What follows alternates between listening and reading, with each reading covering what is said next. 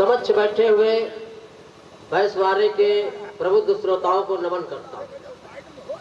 बात बात पे गाली देते हैं तो उन्होंने कहा कौन साला कह रहा, तो हम समझ गए कि प्रतापगढ़ बाबा वाह,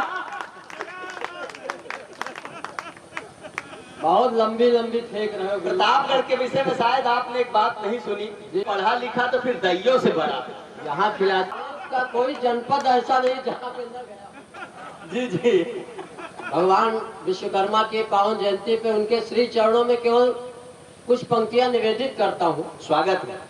उसके बाद अपने का पाठ के क्रम में हूँ। तो कविता क्या, आप तो कविता क्या, आप कविता तो ये बड़े बड़े कवियों से सुन चुके हैं।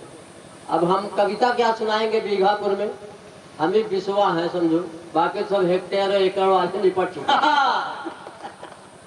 अच्छा, बाद में नंबर इसलिए आता है, आप जानते हो कि जब बोरिंग होती है तो कचरा रद्दा पर कुछ विधान जो मशीन हो गया है मानो, इसे फिर से बना दो इंसान। क्या कहने, वाह, बस इतना ही स्वागत है। और भाई देव शरण जी सब समझ रहे, इनके दिमाग में कोई गंदगी नहीं है। अब इतना बढ़िया आयोजन करवा रहे हैं, बहुत अच्छा कार्यक्रम चल रहा है भाई। यह हरि बहादुर हर्ष जिस कवि को पढ़ाते हैं उसके पहले खुदे 4-6 लाइनें जो खुद फेंक रहे हैं। इतना लंबा लंबा काहे फेंक रहे हो जब देश में एक खुदे फेंक रहा है, तो तुम्हारी क्या जिंदगी। क्या कहने, वाह वाह वाह वाह, क्यों फेंक रहे हो भाई, हम तो भाई 60 में निपटाते और अच्छा बताओ, आज विश्वकर्मा भगवान की जयंती है, मोदी जी की भी है, पेरियार की भी है, और बता रहे नटवर लाल की भी है, और हम सोचते हम भी अपनी जयंती मना ले इसी बहती गंगा में। क्या, क्यों नहीं, वाह। अब जयंती मना सकते हैं तो बहुत अच्छे ढंग से आप जयंती मनाए, हम लोग पुण्यतिथि मनाएंगे। कुछ भी मनाओ, मनाओ तो घर में बीवी को मना नहीं पाते, पुण्यतिथि क्यों मनाओगे। तो बहुत लंबी लंबी फेंकने की कोई जरूरत नहीं। जैसे एक आदमी कह रहा था कि मेरे पिताजी नाले में कूदते थे, नदी से निकलते थे। हाँ, दूसरे ने कहा मेरे पिताजी नदी में कूदते थे, हिंद महासागर से निकलते थे। क्या बात है। हर्ष ने कहा इतने, मेरे पिताजी टंकी में कूदते थे, टोटी से निकलते थे। तो बताओ कौन ज्यादा लंबी लंबी फेंक रहा। अरे कविता है, बहुत अच्छे ढंग से आप लोग सुन रहे हैं। वाह भाई मान सिंह ने पढ़ा भी, कुमार प्रदीप बहुत अच्छी गजल प्यार मोहब्बत की पढ़ रहे थे। अभी हम बॉम्बे गए थे तो वहाँ भी एक बहुत बड़े शायर थे, वो गजल पढ़ रहे थे। कहा हमारा एक एक शेर सुनो, एक एक शेर सुनो। हम कहा तुम्हारे शेर से तो अच्छे हमारे बैसवारे कुकुर। क्या कहने, वाह वाह। अच्छा, हम शेर में नहीं पढ़ते, खुदा है तो क्या पढ़े। सही बात, सही बात। प्यार मोहब्बत पे ज्यादा लिख नहीं पाते। कविता तो 3 लाइन में भी हो सकती है। हास्य व्यंग बहुत लंबा लंबा निबंध लिखने की जरूरत नहीं, 3 लाइन का एक व्यंग पढ़ता हूँ। स्वागत है। जब से योगी सरकार ने विधवा पेंशन की रकम बढ़ाई और अखबार में खबर आई, तब से मेरी पत्नी हमको घूर रही। अच्छा, हो गया बे।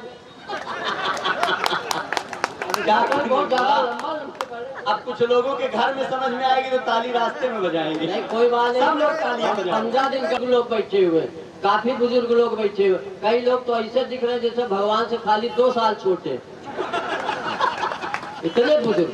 अच्छा, हमारी बारात में गए, एक 90 साल के बुढ़ऊ भी गए थे। हमने कहा दादा ना इच्छा हो तो ना लौटो। क्या मतलब, वाह, खर्चा बढ़ेगा। अब बताओ पिंटू तिवारी जी, अब बताओ कितनी अच्छी लेखनी है, अब भूसा मांग रहे हो। तुम रायबरेली आओ, भूसा थोड़ा तो मांगेंगे, तुमको मार मार खुदे भूसा कर देंगे। क्या बात है, वाह, अच्छा है, वाह। अरे बताओ क्या, वाह। हमारे मनोज सरल जी कुछ ज्यादा हंस रहे हैं। जब हम आया तो मनोज सरल ने कहा यार नरकंकाल तुम तो सूखे हुए कंडे लगते हो। हम कहा तुम तो डायनासोर के अंडे लगते हो। हमारी चेसिस पे ना जाओ, बॉडी में देखो, भावनाओं की समझो। अच्छा, हमारी चेसिस इसलिए है बड़ी के ब्रांड एम्बेसडर। वाह, मनोज जी है, राजन भैया है। अब इनको देखो तो लगेगा भुखमरी क्यों है। नहीं, तालियां बजाओगे समझ में। तालियां, तालियां, जोरदार तालियां। कविता उविता थोड़ी देर रोक दो, केवल आपके चेहरों पे हंसी आ जाए, हम यही चाहते हैं और क्या इसीलिए बात है, बुलाया। वाह मनोज जी कह रहे हैं बिल्कुल। अच्छा, हम बोतल का दूध पी के बड़े हुए हैं, तो इसी चेसिस है, और ये लोग भैंस को उठा के चूस लेते थे, वाह इसलिए इनकी चेसिस ऐसी हो गई। हाँ। अच्छा, ये मनोज भाई तो बारात में डांस भी करते हैं। एक बारात में डांस कर रहे थे तो हमसे पूछे नरकंकाल कैसा लगा डांस। हम कहा गुरु ऐसा लगा कि नागिन डांस बहुत देखा लेकिन अजगर डांस पहली बार देखा। तो ये सब बहुत अच्छे कविए, महान कविए। आप लोग हंस रहे हैं, मेरा आना सार्थक हो गया। भाई देव शरण जी क्या बताए, बहुत अच्छा काम कर रहे हैं, बहुत अच्छा। अभी इन्होंने कहा यार हम आयोजक है, हमारे विषय में कुछ बता दो, हम कैसे लग रहे हैं। हम कहा तुम तो गुरु ऐसे लग रहे हो जैसे बतासे चीटा घुसा। एक बार इनके लिए भी तालियां हो जाए। अब मैं स्वागत है, स्वागत है, हाँ, ये सब तारीफ करनी चाहिए। स्वागत है, स्वागत है। अब कह रहे रिंच चौ पाना का करियो, हमका अब तक मर गए नानी, अब मर गए नाना का करियो। का करियो? ये सब मुहावरे हैं। तो चलिए, मैं बहुत अच्छी अच्छी कविताएं आप लोगों ने सुनी है, अब मैं 2 कौड़ी की कविता सुनाता हूँ। स्वागत है, क्यों भाई? स्वागत है, स्वागत है दादा। कभी कभी क्या होता है, हमारे यहाँ बहुत त्योहार मनाए जाते हैं, तब हमने कविता के रूप में हाथ से लिखने का प्रयास किया। भाई हर्ष बहादुर सुनो, स्वागत है, स्वागत दादा। बड़ी देर से मोबाइल में जुटे हो। हमने कहा मोबाइल में किसका फोन है, कहीं की पत्नी का है। तो हम कहा आधा घंटा से उसी का फोन, कहीं नहीं हमारी थोड़े। तो ऐसे ऐसे चालाक लोग यहाँ पे बैठे हुए, क्या मतलब। मान सिंह को बड़ी देश की चिंता है। देखो देश का टेंशन काहे ले रहे हो, मोदी जी है, योगी जी है, हम खुद जिंदा है, क्या कहने बाबा, चला रहे देश। या हो जाए 2-4 लोगों का टेक्निकल प्रॉब्लम ना हो, आपके चेहरों पे हंसी आ जाए, वरना टेंशन तो हर आदमी दे रहा। एक आदमी गंगा के किनारे बैठा हुआ था बहुत टेंशन में। हमने कहा गुरु तुमको काहे टेंशन, क्या बीवी से झगड़ा हुआ? कहा नहीं। हम कहा पड़ोसी से कोई विवाद हुआ? कहा नहीं। तो हम कहा फिर काहे टेंशन? उसने कहा हमको टेंशन इसलिए कि जब कोई मरता है हमारे यहाँ तो 4 लोग उसको घाट ले जाते हैं, और हमको ये टेंशन जब आखिरी आदमी मरेगा तो कौन ले जाए। क्या कहने बाबा, इसको यही टेंशन खाया जा रहा। गरम गरम गिलास में दूध लेके आई। हम बिगड़ गए, अभी ये पत्नी की बात बता रहे थे। हमने कहा ये बताओ 20 साल शादी को हो गए, कभी एक गिलास पानी नहीं दिया, आज गरम गरम दूध लेके आ रही हूँ, कहीं पी लो आज नाग पंचमी। तब हम कहा डॉक्टर साहब ये बताओ, आपने सिटी स्कैन कराया, ब्लड की जांच कराया, एक्सरे कराया, अब बताओ बीमारी क्या हमको? कहीं तुम्हारी बीमारी पोस्टमार्टम के बाद पता चलेगी। तो तालियां बजाओ जिस देश में ऐसे। क्या कहने बाबा, वाह, ये सब बहुत अच्छा लगता है, बड़ा कविता पढ़ो। स्वागत है। ज्यादा समय नहीं लेंगे। तो जैसे कभी कभी ये हो जाता है कि एक दिन मेरा पड़ोसन से हो गया झगड़ा। हमारी चेचिस क्या, पुरुष क्या, महिलाएं तक हमसे नहीं डरती। एक दिन मेरा पड़ोसन से हो गया झगड़ा, उसने दे डाला अल्टीमेटम तगड़ा। मेरी खोपड़ी गई हिल जब उसने कहा हिम्मत है तो अकेले में मिल। अरे वाह, तब से मुझे आ रहे चक्कर पे चक्कर, उसने धमकी दिया या दिया ऑफर। तो ये स्थितियां हैं। मैं प्यार मोहब्बत की बातें नहीं करूंगा, एक बस कविता अवधि की सुनाऊंगा और एक कविता खड़ी बोली की सुनाऊंगा। स्वागत। भाई डॉक्टर मान सिंह जी, आपने राष्ट्रभक्ति की बात कही है। हमारे कई कई मित्र हैं, वो आलम सुल्तानपुरी जी जिन्होंने गंगा के ऊपर बहुत पावन गीत पढ़ा, लेकिन मैं एक कविता चूंकि क्रांतिवीर आजाद जी की धरती है, इसलिए वो उस कविता को मैं पढ़ना, अपनी लेखनी को सार्थक करना चाहता हूं। स्वागत है दादा, स्वागत है। हमारे देश में क्या होता है, हमारे देश के लोग छुट्टे लाओ, तो उसने कहा इसके तो टूटे नहीं है। मैंने कहा नालायक, जब एक कागज के टुकड़े नहीं कर सकते, तुम्हारी औकात है कि भारत माता के टुकड़े क्या करोगे? कहने वाह वाह वाह वाह, और तो और ऐसे ऐसे गद्दार हैं जो सेनाएं सर्जिकल स्ट्राइक करती तो उनसे सबूत मांगते। मैंने अब की बार सेना से कहा कि अगर कोई सबूत मांगे तो तोप के आगे उसको बांध दो, भले सबूत ना लेकिन भभूत जरूर चली आएगी, क्योंकि वैश्वानी की धरती। एक दिन मेरा लड़का आया, आते ही जोर से चिल्लाया, पापा मैं भी दिल्ली जाऊंगा, जेएनयू में एडमिशन करवाऊंगा, मुझे भी करने सपने साकार, मैं भी बनना चाहता हूँ कन्हैया कुमार। मैंने कहा खबरदार, जेएनयू जाएगा तो जयचंद बनकर आएगा। वो बोला पापा जेनू जाऊंगा तो न्यूज चैनल में छा जाऊंगा, जीरो से हीरो बन जाऊंगा और एक न एक दिन किसी पार्टी का टिकट पाकर नेता या मंत्री बन जाऊंगा। अब जो पंक्तियां पढ़ता हूँ, इसलिए अल्फ्रेड पार्क जा, वहाँ की मिट्टी को माथे पे लगा, इस राष्ट्र विरोधी ताकतों को रोक दे और जिस घर से अफजल निकले आजाद बनकर ठोक दे। क्या चलिए, बहुत समय नहीं लेता हूँ, 60 में निपटाता हूँ। स्वागत है। चलिए ठीक, पहली थी दुर्गति को प्राप्त हो गया, अब क्या मालाएं पहना पहना वीर गति को प्राप्त करा। क्या कहने, वाह वाह। माला नहीं, अगर कोई बैजंती माला हो तो जरूर हमको दो। अब तुम बार बार बता रहे हो कि जो है इनके घर में झगड़े होते, ये सब ना कहा करो। जो है नियुक्ति हुई 1.5 साल हो गए। एक बार क्लास में एक लड़का बहुत गंदे कपड़े पहन के आया, तो उन्होंने डायरी में लिख दिया उसके घर वालों के नाम के बच्चे को नहला के भेजे।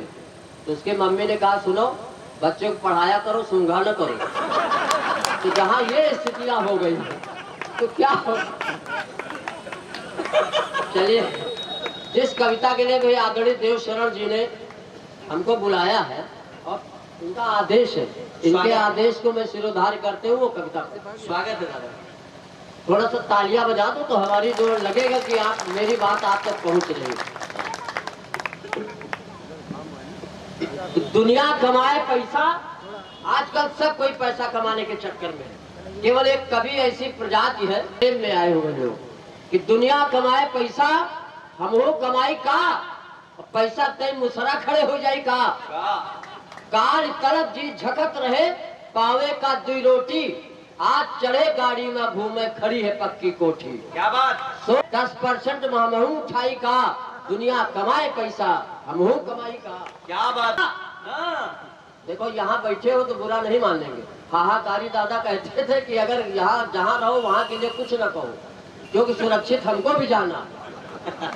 नहीं, बिल्कुल ईमानदारी बात बता रहा। हमारे यहाँ रायबरेली में क्या हुआ, एक प्रधान के पेट का ऑपरेशन हुआ तो ईंटा निकल आया। अच्छा।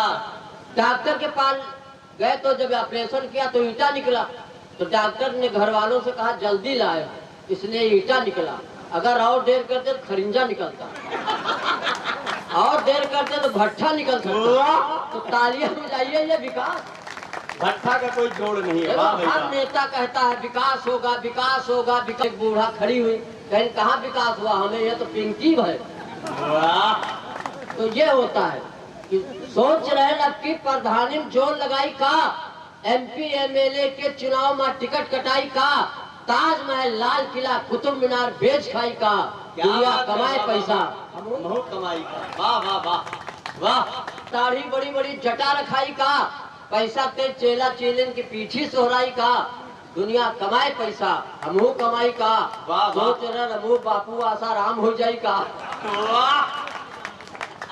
ये भावना क्यों आती है? का कोई कवि सम्मेलन होता है तो भले लोकल स्तर के, लेकिन आज बहुत सफल कार्यक्रम रहा है। एक बार इन कवियों के सम्मान में तालियां हो जानी चाहिए। कि सोच रहे रमू कुमार विश्वास, वसीम बरेलवी की बुराई का, अखिल भारतीय कवि सम्मेलन का बैनर छपवाई का, और चंदा से धनकरी इकट्ठा दुबई चटक जाई का,